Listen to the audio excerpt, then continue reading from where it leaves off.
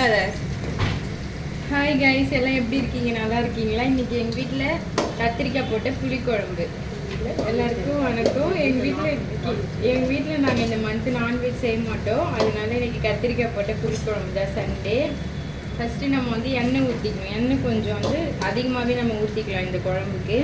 எண்ணெய் ஊற்றிட்டு சீரகம், வெந்தயம், கடுகு எல்லாம் பொரிஞ்ச பிறகு சின்ன வெங்காயம், எங்கள் வீட்டில் சின்ன வெங்காயம் இது போடுவாங்க. சின்ன வெங்காயம், பூண்டு வந்து போட்டு நம்ம வதக்கிக்கணும். அது கூட வந்து கருவேப்பிலை மட்டும் லைட்டாக உருவி போட்டுக்கணும். அதுக்கப்புறமேட்டா தக்காளி போட்டு நல்லா வதக்கிட்டு நல்லா வதக்கணும், அப்போ தான் டேஸ்ட்டாக இருக்கும். அதுக்கப்புறம் கத்திரிக்காய் போட்டுருக்கோம். இப்போ அதுக்கப்புறம் புளி கத்திரிக்காய் வந்து நல்லா எண்ணெயில் வந்து நல்லா வதங்கணும். வதங்கி இந்த போல் கலர் சேஞ்ச் ஆகணும். நல்லா பார்த்துக்கோங்க.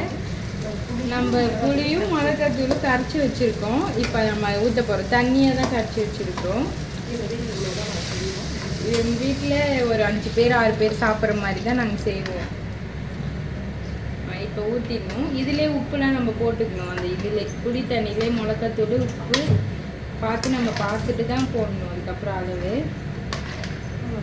அப்புறம் கொதிக்க வச்சுட்டு இறக்கிடணும் நம்ம 10 நிமிஷம் சேர்ந்து.